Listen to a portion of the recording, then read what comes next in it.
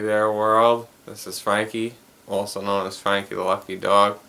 It's April 17, 2014, and I just wanted to interview myself. For those out there that have any form of autism or Asperger syndrome, you're going to get it in full form from me.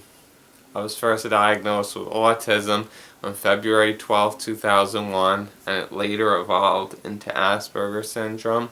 Being autistic, I have a lot of hobbies and interests that a lot of people don't really pay attention to, such as, you can see in the background, I really love scratch-off lottery tickets, and I like a lot of video games, and my music taste is not what anybody would probably mix together.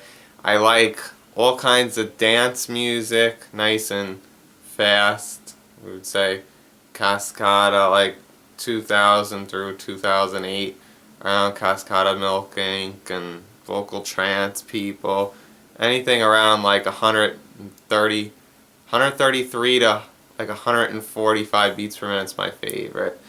And I like a lot of that.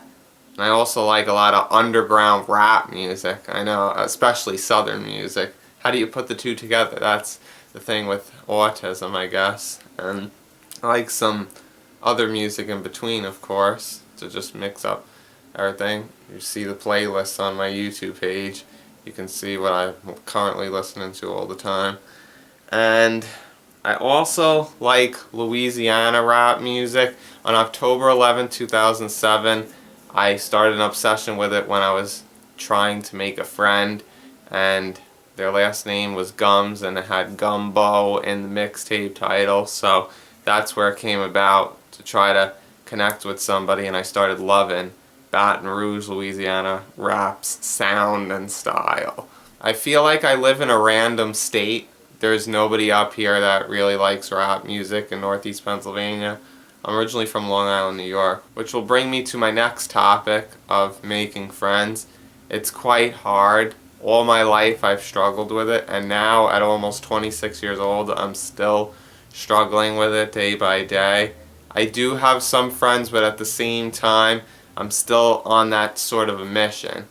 Throughout my life I go through what people may consider obsessions, but to me it's a phase where I'm on a mission to become someone's friend, just to try to build like a friendship business-ship with them, mainly a friendship. And it usually takes a lot of steps, like being shy to talk to them and just really wanting this to work out. And when there's a lot of music that's out at the moment, I feel that I can connect with it and just really just be so passionate about having someone be my friend. Which unfortunately I have a lack of attention. I don't know what it is. I try to fit in as best as possible. I know I'm completely different, but oh my god. There's this one person who I most recently was trying to be friends with. They're from Baton Rouge, Louisiana, so it was kind of like a business ship also. I had started talking to them on October 3rd, 2011, and I was real happy when I first got to talk to them. They were passionate about getting a hold of me because I actually have quite a bit of their music. You know, autistic people collect things, so I collect a lot of Louisiana rap music. And they were so pleased with how much I had about them and were supporting them and would constantly support them.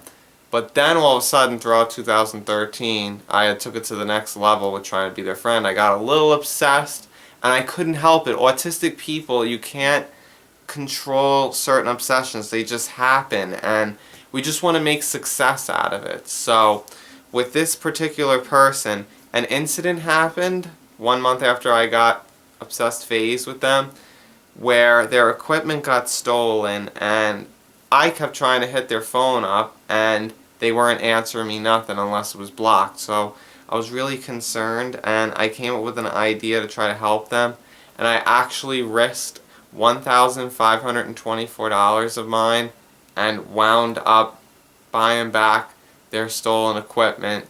I didn't send them the money, I just, bought the items through eBay and had it mailed to their mom's house. So I did that as a way to raise my reputation.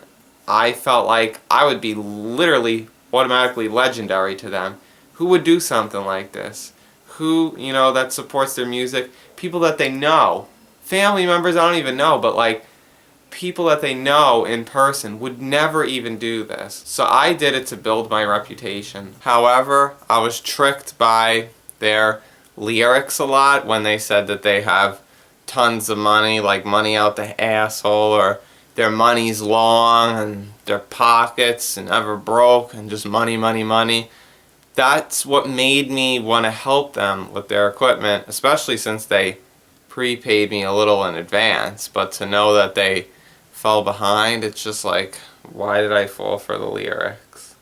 Unfortunately, I only had 3 weeks of fame with them, as they were paying me back the money for the equipment. We had a deal about that. They've only paid me back $1,124 so far, and they owe me $400 still.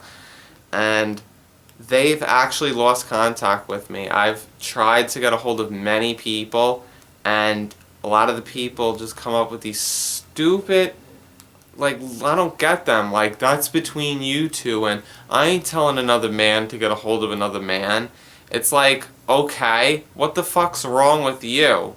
Do you have some sort of like homophobia problem or something? I'm asking for a phone number and for them to approve my Instagram request, which there was something about this music artist, because why do you say you want to be big and everything, but on Instagram, your Instagram's private, and every time I try to send a request over, you don't even approve it and you don't even follow me back.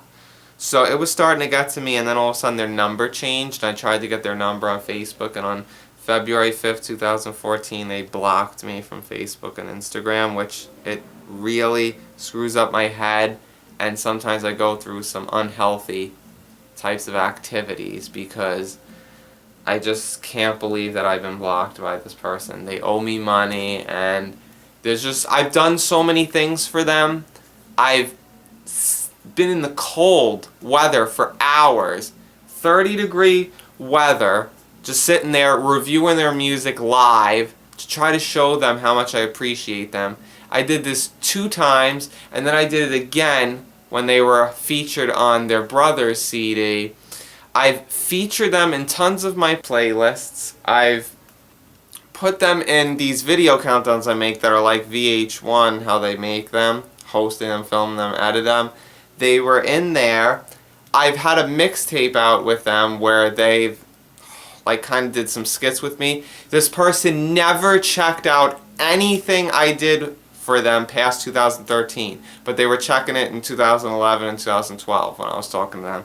I don't get what happened, but I feel that personally they deal with multiple baby mamas and having kids at an early age, so I feel that that screws up their money and their focus, which is why they don't have too well of a career going on as far as music. It's very distracting, but that's what makes me really upset with them, because I have so much faith in them. I think they're very talented with rapping, singing, and producing. I really fell in love with their character, as you just can't deny, I guess, the humor and just how they act at times. I really appreciate them, just admitting they're taking a shit or whatever, just that kind of stuff. I really like how they're all out there and don't mind certain things. They just get caught up in so much shit and they just cannot continue properly. But I kept trying, and I don't know what happened, but it really upsets me, and I pray to God every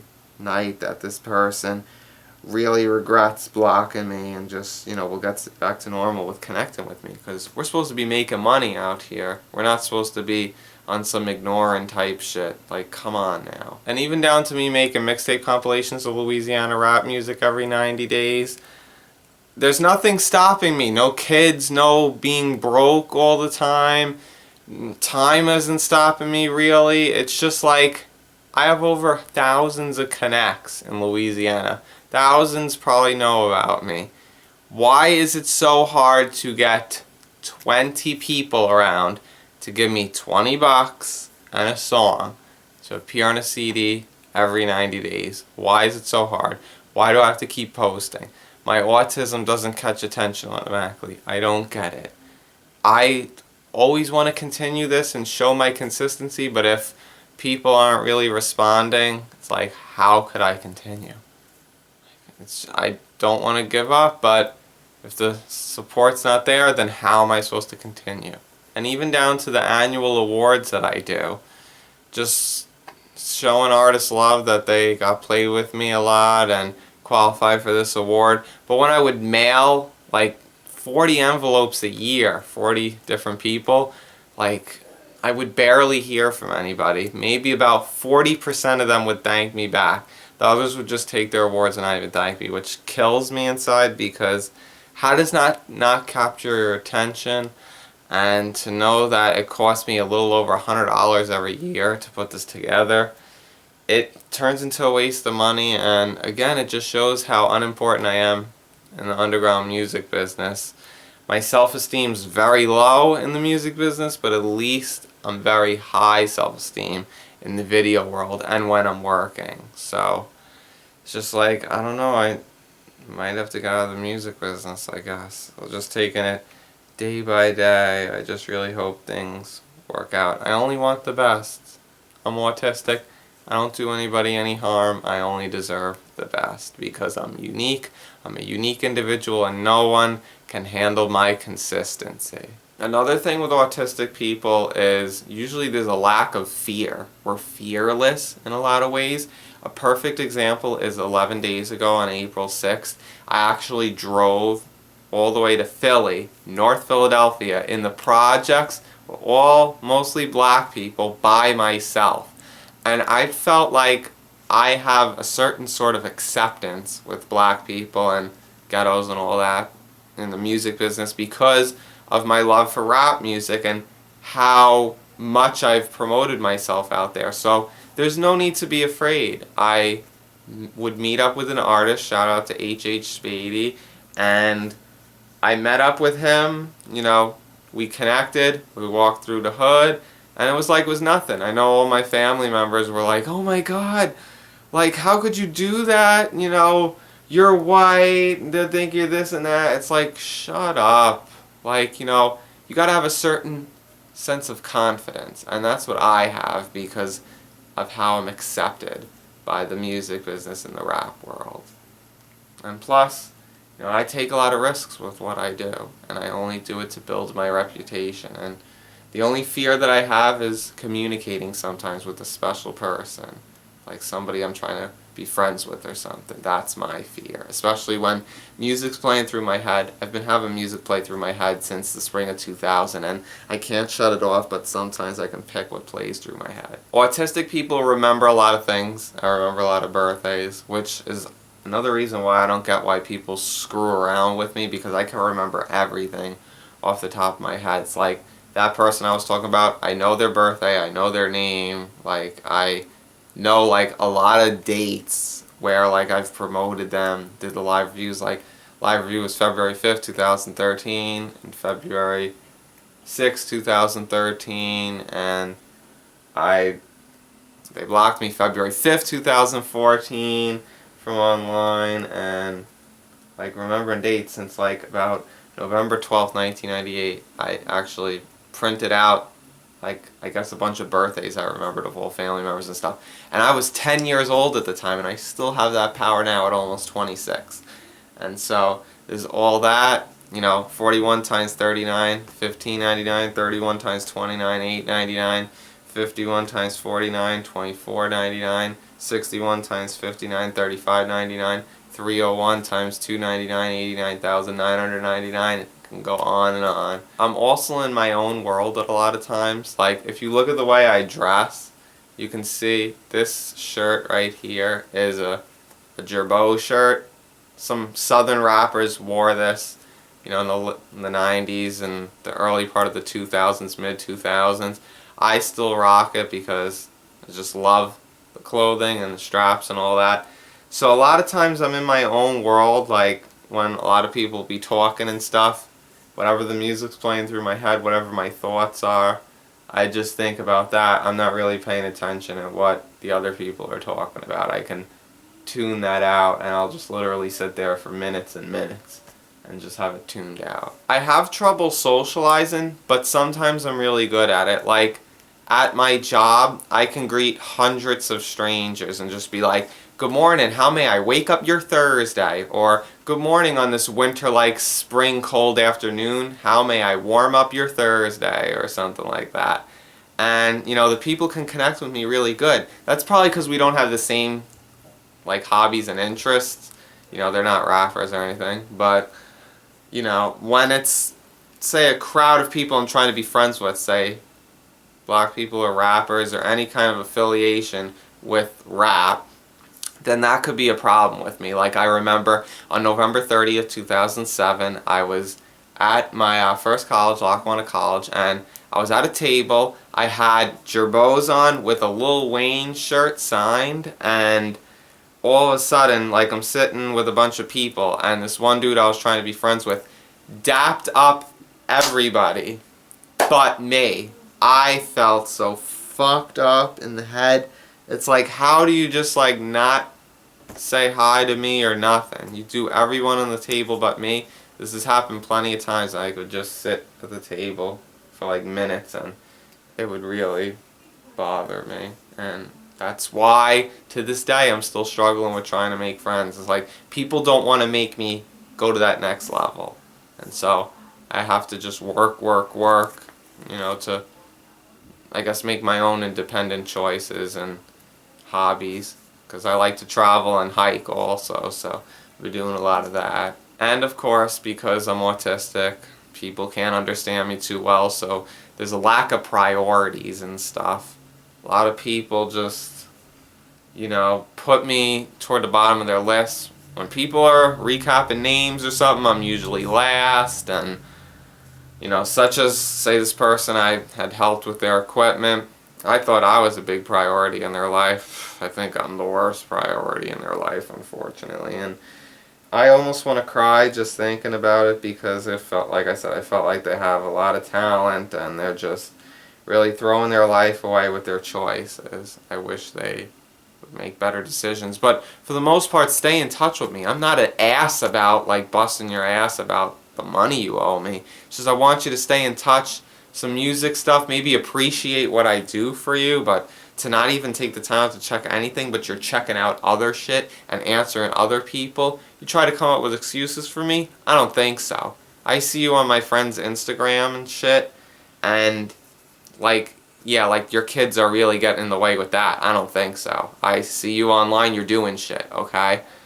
So, people don't put me as a priority, and between 2009 and 2014, I've had 7 different people fly from Louisiana to mainly New York City, some Pennsylvania, but mainly New York City. And on Long Island, I'm only 70 minutes from the city, and in Pennsylvania, I'm only about 2.5 hours away.